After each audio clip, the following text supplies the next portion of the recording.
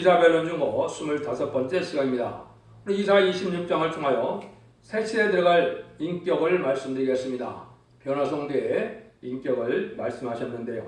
본장은 심판날에 노래를 부르며 여호와의 구원을 기뻐하고 새 시대 갈 자들은 어떠한 자들이라는 것을 가르쳤는데요.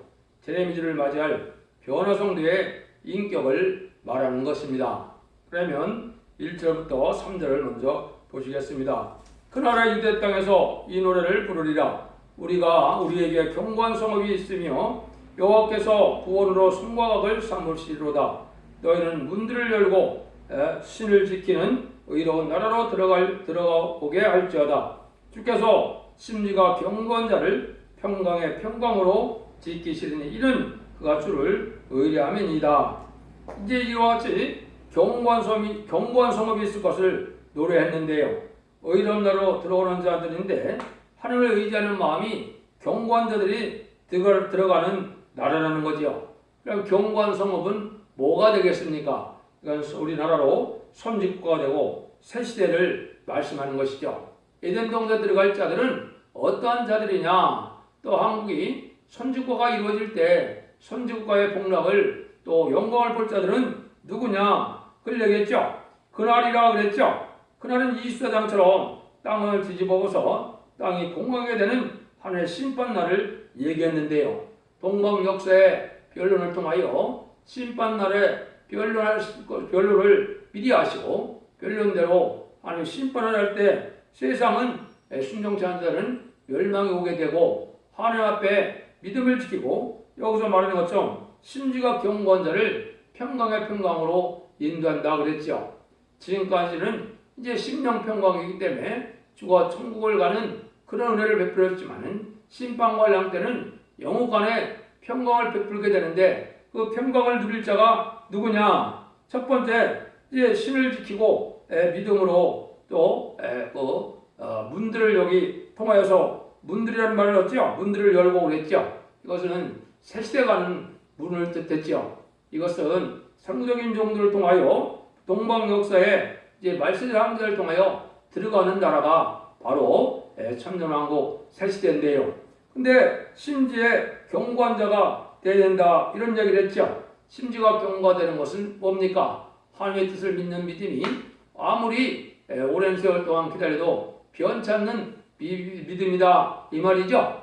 하나님이 버린 것과 같고 시련과 연단 속에 하나님이 함께하는 것 같지 않지만은 믿음을 요동치 않는 믿음을 가져서 하나님이 믿을 만한 믿음으로 인정받은 사람들이다 이렇게 볼 수가 있죠. 이때는 경건한 자들은 들어가고 멸망을 당했는데 여기서 유대 땅에 대해서는 조금 말씀을 또 드려봐야 되겠죠. 유다 땅에서 이 노래를 부른다. 유다 땅 그러면 지금 대부분 사람들이 육적 이스라엘 백성들을 생각하는데 그것이 분명히 제가 아니라 그랬죠. 왜 그러느냐? 예수님이 분명히 설명을 하셨고 그런 표적을 통하여 말세 사명이 한국에 있음을 분명히 말씀한 것을 제가 말씀을 드렸죠. 그걸 한번 더 말씀을 드려본다면 마태복음 21장 19절에 보면 이제 철이른 무화과나무를 보시고 잎만 무성하고 열매는 없다고 이제는 저주라니까 그 무화과나무가 완전히 마르는 그런 기적이 일어났죠. 그 예수님이 쓸데없이 그 이적을 행하신 것이 아니라는 거죠. 그 이유를 이제 21장 33절부터 46절까지 보면 자세히 포도원 비유를 통하여 말씀을 하셨죠. 이제는 포도원 주인이 포도원을 주고 세를 줬는데 그 농부들이 열심히 포도를 가꾸는 것이 아니고 종들을 때리고 핍박하고 이랬죠. 그러다 보니까 아들을 보내서 감시하게 이제 하시려고 아들을 보내니까 아들도 상속자니 이제 죽이고자 해서 그 포도원 밖에서 죽였다 이러겠죠. 이것이 바로 예수님을 십자가에 못 박혀 죽일 유대인 육적 이스라엘 백성들을 뜻했다 이 말이죠. 그러면 주님을 이제 구세주를 영접하지 않고 성경대로 오신 메시아를 영접하진 그 민족들이 하나님의 일을 할 수가 있겠습니까? 하나님의 일을 할 수가 없죠. 지금은 이스라엘이라는 것이 예수 믿는 자들이 이스라엘이지 육적 이스라엘이 아닌 겁니다. 그래서 예수님을 그대로 믿는 이런 나라가 이제 돼야 되는데 그런 나라 중에 이제 예수님이 그걸 자세히 설명을 하시죠. 그래서 건축자의 버린 돌이 이제 모퉁이의 머릿돌이 되었다 그랬는데, 건축자의 버린 돌이라는 것은 뭡니까? 예수님이 이 땅에 왕국 건설하러 오신 분이거든요. 왕국 건설에서 완전한 복락을 주기 위해서 오셨는데, 이스라엘 백성들이 영접하지 않고 십자가 못 박혀 죽이셨으니까 버렸죠. 근데 건축자의 모퉁이가 됐다, 이것은 심판주의 역사를 뜻했거든요. 다시 오시는 주님의 역사를 하게 되는데, 이거는 너희는 나라를 빼앗고 다른 나라가 열몇 명 백성이 받는다 그랬죠. 이게 이제 한국을 뜻했다 이 말입니다. 그래서 심판주의 예수님의 역사, 제자들을 영접하는 이 복음의 역사는 한국에서 하게 된다 이 말이죠. 근데 심판주 역사는 절대적인 권세 능력의 역사이므로 이 도로에 떨어지면 다 가루가 돼서 죽는다 그랬죠. 근데 그걸 보면서 그 밑에 보면 바리새인들이 그것이 자기들을 향하여 하는 말씀이라는 걸 깨달았다 그랬거든요. 그 육주 이스라엘 백성들을 향하여 그 말씀을 하셨다는 것을 알았다 이 말이거든요. 이것을 이제 마태복음 24장에서 주님께서 예수님의 재림할 때의 징조를 쭉 말씀하시고, 24장 21절에 보면 이제 창세의로 없는 환란이 오게 된다. 그날을 감하지 않으면 다 죽기 때문에 택한 자를 감하신다 그러는 것은, 또 예수님이 뭐라 합니까? 너희가 무화과나무의 비유를 배우라. 32절부터 30절까지 또 그랬죠. 무화과나무 잎이 나고 가지가 연해지면 때가 이른 줄 알고 너희가 머리를 들라. 주님이 가까이 오실 날이 가깝다 이 말이죠. 이게 바로 뭡니까? 이게 무화과나무가, 저주받던 무화과나무가 다시 회복될 것을 얘기를 한 거죠. 그래서 1948년 5월 14일에 이스라엘이 건국되고 3개월 뒤인 1948년 8월 15일에 한국이 건국됐죠. 근데 그때 이제 그 사명이 한국으로 넘어왔다 이 말입니다. 그래야 마태복음 21장에서 포도원비와 딱 맞아 들어갔죠. 그런 일들이 이루어지는데, 그것이 이제 그러니까 창세의로 없는 환란도 한국의 올 환란이다 이 말입니다. 나라가 그렇게 됐으니까요. 그래서 그런 일들을 보면 이 모든 일들이 이 세대 안에 다 이루어진다고 또 말씀하셨거든요. 그걸 구태여 1940년부터 한 세대를 계산해 보면 이제 시편 90편 10절에 인간 정벌이 될 때 인간이 70년, 80년 살 것을 예언을 하셨거든요. 70, 80을 더하면 2018년에서 2028년 되죠. 2018년에서 2028년 사이에 모든 일이 이루어진다는 것은 뭡니까? 이제 한국의 환란부터 아마겟돈 환란이, 심판의 환란이 다 끝난다 이 말이거든요. 그러니까 얼마나 지금 임박한 시절에 우리가 살고 있느냐 그걸 볼 수가 있죠. 그래서 여기서 유다 땅에서 노래를 한다는 말씀을 한 거거든요. 그래서 유다 땅에서 이제는 셋째가는 노래를 부르게 되는 부서가 오는데, 이런 일들이 한국에부터 이제는 먼저 심판의 환란을 받고 먼저 선지구가 돼서 제레미를 영접하게 하는 심판주의 역사가 한국에 시작될 것이다. 이걸 해야 되는데, 이때의 사명자들이 바로 뭐냐? 심지가 견고한 사명자여야 된다 이 말이죠. 믿음이 변치 않는 이동치 않는 믿음을 가진 자들이어야 된다. 그래서 하나님께서는 말세 사명자는 특별히 사명도 중하고 또 상급도 세세왕권을 축복이니까 그냥 믿는 자 중에서 아무나 쓰는 것이 아니고 하나님께서 검열해서 들으신다는 말이거든요. 이걸 이제 대통령을 통하여 우리가 인격을 검열하는 요소가 무언가 할 때 7가지를 검열하신다 이렇게 말씀하셨는데요. 첫 번째는 지금 말씀하신 심지가 견고해야 된다. 뜻을 하나님의 뜻 앞에 순종하여 진리대로 이루어진 역사 속에 충성한 줄을 다하고자 하는 마음이 변치 않는 이런 믿음을 가져야 된다 이 말이죠. 두 번째는 사상 검열을 하십니다. 사상은 진리 사상으로, 백마탄 사상으로, 멸공 사상으로 진리대로라는 게 역사할 것을 확실히 믿고 세상에 크게 휘둘리지 않는 이런 자들이 돼야 되겠죠. 그래서 사상이 먼저 바로돼야 된다. 진리대로 된다는 그런 믿음의 사상이 있어야 되고, 하나님의 왕권 들어오면서 그의 나라와 의를 먼저 구하는 그런 의의 사상이 있어야 되겠죠. 이런 것들을 뜻했고, 세 번째는 이제 절대적인 순종하느냐 순종치 않느냐를 검열합니다.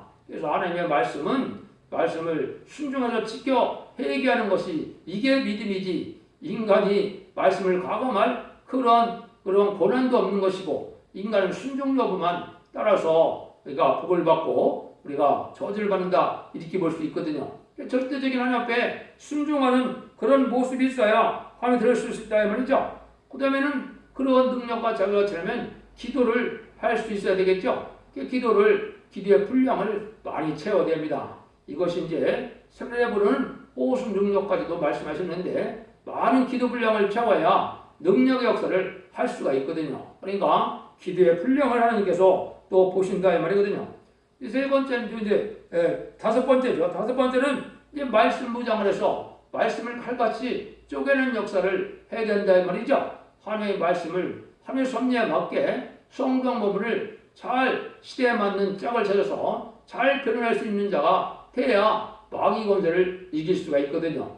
하나님께서 인간에게 주는 그러한 마귀 권세를 이길 수 있는 것은 이제는 말씀 증거밖에 없거든요. 하나님 주님께서 십자가에 돌아가심으로 사망 권세에서 마귀를 이겨서 인간이 구원받는 그런 권세는 주어졌지만 인간 정말의 영적 싸움에서 끝까지 살아남아서 이길 자들은 바로 말씀 증거를 잘해야 마귀를 이길 수가 있는 거거든요. 그래서 말씀 무장의 상태가 잘 돼야 하나님의 그 종을도 들었을 수 있다 이 말이죠. 그 다음에는 이제 성금 관계가 있습니다. 깨끗해야 된다는 그런 인데요. 하나님의 말씀의 계명이니까 11조와 헌물도 해야 되겠지만 물질을 사용할 때 사사로운 일에 물질을 써서는 안 되고 교회를 운영하는 데 있어도 아주 깨끗하게 성금을 사용할 줄 알아야 된다 이 말이죠. 물질 관계가 명백하지 않으면 영계가 어두워지고 눈이 어두워져서 하나님을 바로할 수 없거든요. 그러니까 성금의 깨끗한 모습이 또 인정을 받아야 된다 이 말입니다. 마지막으로 이제 일곱 번째는 그 모든 심령이 겸손해야 된다 이 말입니다. 자기가 겸손해서 하나님의 말씀을 자기 뜻대로 자기 고집이나 자기 주장이나 내세우는 그런 신앙 갖고는 되지 않거든요. 아까 말씀드린 것처럼 이제는 모든 말씀 앞에 겸손히 순종하다는 마음이 있어야 되거든요. 예수님 자체가 뭐라 그랬습니까? 내가 온유하고 겸손하니 너희가 나를 배우라고 그랬죠. 이게 첫 번째 온유하고 겸손한 인격이 돼야 하나님이 말씀의 사용자로 쓸 수 있다. 이런 것들로 해서 이렇게 하나님은 모든 것을 검열해서 합당한 자들에게 일을 맡게 하고 말씀의 사용자를 삼아서 하나님께서 말씀의 쌈을 감당케 하심으로 세세왕으로 축복을 받을 것을 얘기했는데 그 사람들이 바로 뭐냐? 입맞은 14만 4천 명의 변성도를 뜻한 것이다. 이렇게 볼 수가 있습니다. 4절에서 6절입니다. 너희는 여호와를 영원히 의뢰하라. 주 여호와는 영원한 반석이시로다. 높은 데에 관한 자를 낮추시며 이제 소순성을 헐며 땅에 엎으시되 진때에 미치게 하셨도다. 발이 그것을 밟으리니 곧 빈궁한 자의 발과 곰핍한 자의 걸음이로다. 여호와는 영원히 변찮는 반석이라고 그랬죠. 또 교만한 자를 없애는 동시에 빈궁한 자로 교만한 자를 밝게 하신다고 그랬죠. 아무리 가난해도 양심 바르고 정직하게 사는 사람들이 말세의 사명자가 돼서 교만한 세상의 권세자들을 다 밟을 날이 온다 이 말이죠. 이 심판을 할 때가 바로 말세의 사명자를 통하여 심판을 하게 된다 이 말이거든요. 그래서 우리가 하나님 앞에 이제 가난하더라도 양심껏 정직하게 겸손하게 정직하고 깨끗하게 살아가고 하나님의 말씀에 순종해서 하늘을 바라보는 신앙이라면 하나님이 최종 승리는 그런 자들에게 있다 이 말이죠. 이런 자들이 뭐가 되겠습니까? 변화성도를 되게 변화성도의 인정을 받게 된다 이 말이겠죠. 그래서 하나님께 인정할 만한 양심과 사상을 가지고 빈궁에 처하더라도 이제는 하나님께서 인정하는 신앙을 가짐으로 하나님이 그들을 들어서서 이 세상의 교만한 자들 이제 심판하는 날이 온다. 최종적으로는 아마겟돈 때 변화성도가 백마탄 군대가 되어서 승리하게 되죠. 그 세상의 권세받은 자들, 세상의 왕권을 가진 자들 다 멸망할 때 오히려 가난하고 빈궁한 자들이 말세 사망자가 돼서 그렇게 쓰임받는다 이렇게 볼 수가 있죠. 7절입니다. 의인의 길을 정직하며 정직하신 주께서 의인의 척경을 평등케 하시도다. 이것은 하나님은 정직하기 때문에 정직한 자기를 평탄하게 한다 이 말이죠. 하나님이 이제 인간을 판단할 때 정직하고 깨끗한 양심 있는 자를 우선 들어쓰는 겁니다. 정직하고 깨끗하지 않으면 그 자를 들어쓰기가 어려운 것이죠. 물론 이제 모든 죄나 예수 그리스도의 보혈의 공로로 이제 깨끗게 되는 역사가 오지만은 하느님이 인간의 근본적인 이제 양심이 바르고 깨끗하고 정직하고 이런 자들에게 하나님은 좋아하시고 그런 자에게 능력과 권세의 축복을 주셔서 하나님 앞에 영광을 돌리게 한다 이 말입니다. 아까 말한 것처럼 성공 관계도 깨끗해야 되겠지만은 양심이나 삶 자체가 정직한 사람이 돼야 하나님께 모든 일들을 다 진행할 수 있는 능력을 받게 되고 하나님 앞에 작정된 마음은 편치 않는 이런 신앙을 가져야 하나님 인정할 때 하나님이 들어준다 이 말이죠. 여러분들도 그렇지 않습니까? 세상에서도 믿을 만한 자가 그 회사의 비밀도 맡게 되고 또 아버지의 상속도 받게 되는 일이 있게 되는 것이죠. 하나님도 이렇게 믿을 만한 그러한 양심과 정직과 믿음을 가져야 그 자들을 들어쓴다. 근데 그런 자들은 어떤 자들이 그러면 또 택감을 받느냐? 8절에서 10절입니다.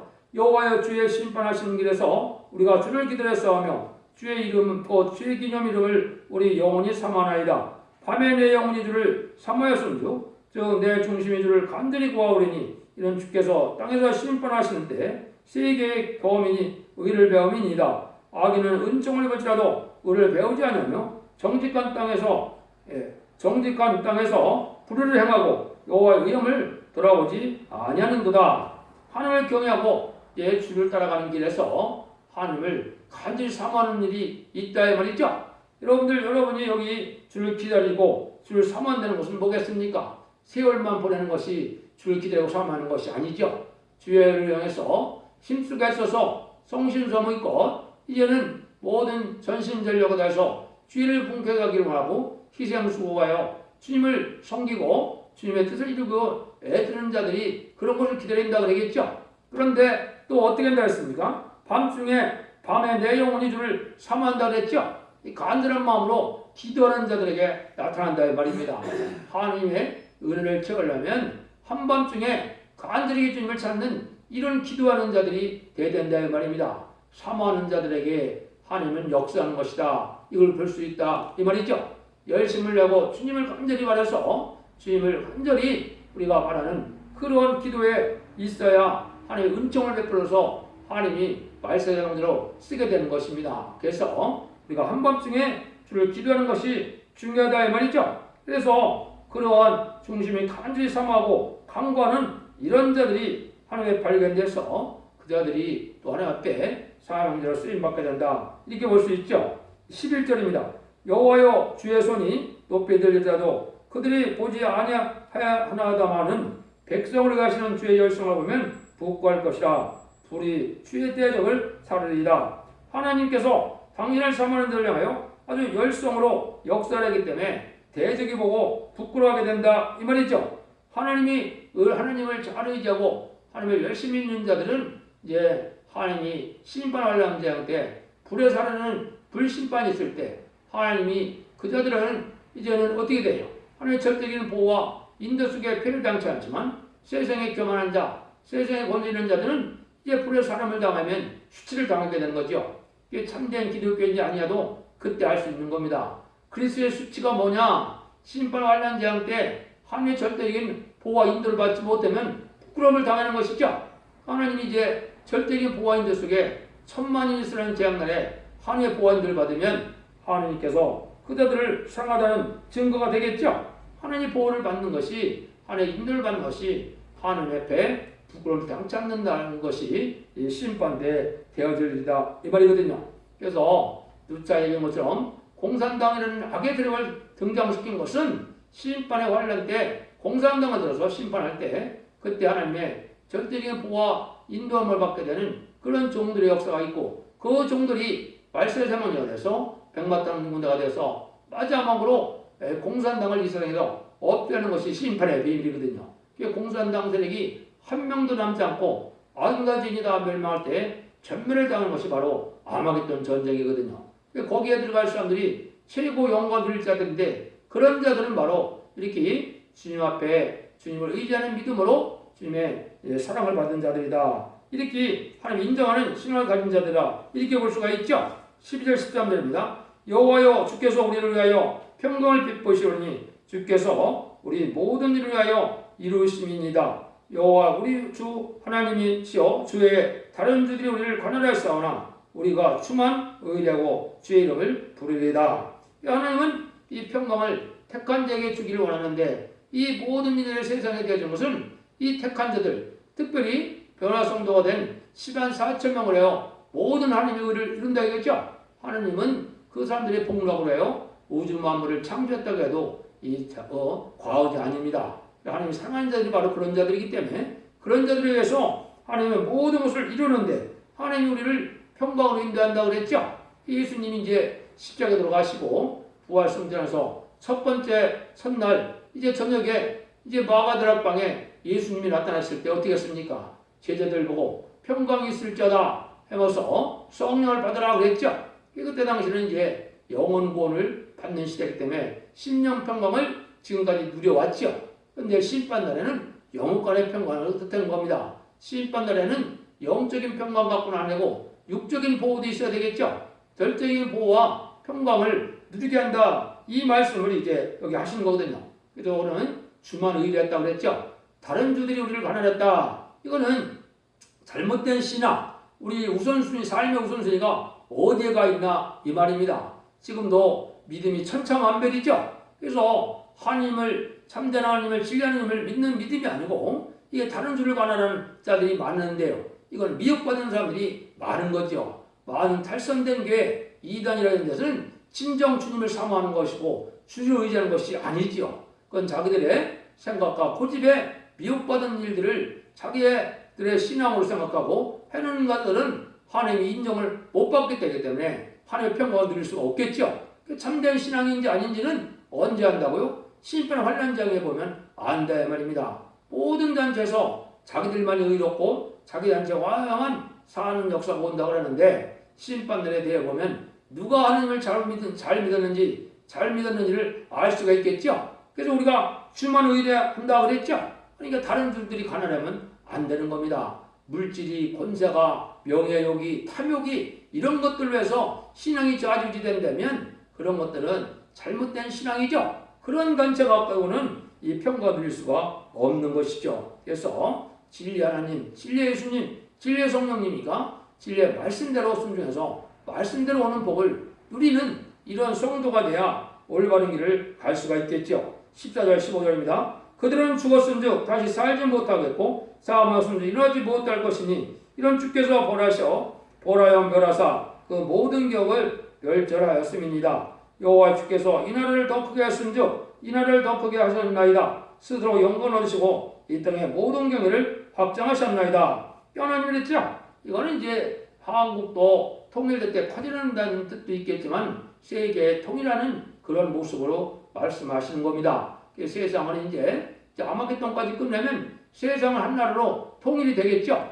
또 한국이 먼저 북진별 공산이 될 때 한국이 나라가 커질 가능성이 아주 많습니다. 그래서 옛날 우리의 영토를 찾게 되거나 또 우리 백성들이 우리 민족들이 사는 땅을 하나님께서 회복시켜 줄 수도 있다 이 말입니다. 그게 우리의 경계를 크게 하신다 그랬죠. 하나님이 나라의 직임과 경계를 누가 정합니까? 하나님이 정하는 거거든요. 그러니까 하나님이 허락하시면 되는 거거든요.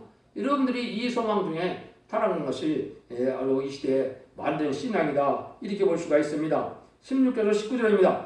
여호와여 백성이 환난 중에 주를 악모에 싸우며 주의 징벌이 그들에게 임하였을 때 그들이 간절히 주께 기도하나이다. 여호와의 잉태년이 산기가 임박하여 구로에 부짖음같이 우리가 주의 앞에 이러하니이다. 우리가 잉태고 고통하시도록 나은 것은 바람 같아서 땅의 구원을 베풀지 못하였고 세상의 권위를 생산치 못하냐이다. 주의 죽은 자들은 살아나고 우리의 십자들은 일어나리이다. 특권에 구하는 자들이 너희는 깨어 노래하랴. 주의 이슬은 빛나는 이슬 같으니 땅의 죽은 자를 내어놓으리다.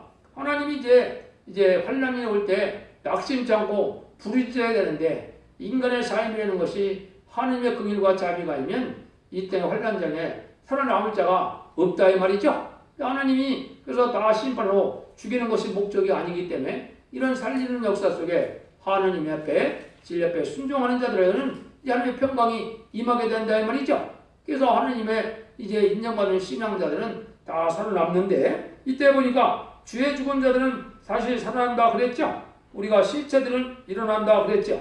여기 이제 뭘 뜻일까요? 죄 가운데 살아난다는 것은 이제 사명을 하여 순교당한 순교자들이 먼저 이제 살아나는 일이 있고 부활 성도를 뜻했죠. 그 다음에 우리 실체들이 일어난다. 요거는 이제 변화 성도가 사명을 다 감당했다가 3일 반 동안 쓰러졌다가 변화 성취할 것을 얘기한 거거든요. 이런 일들이 이제 계시록 11장에 나와 있죠. 계시록 11장에 보면 3일 반 동안 쓰러졌다. 주님께서 공중에 나서 이리로 올라오라 할 때 이제 다 변화체로 변화를 받아서 들림받는 날이 오거든요.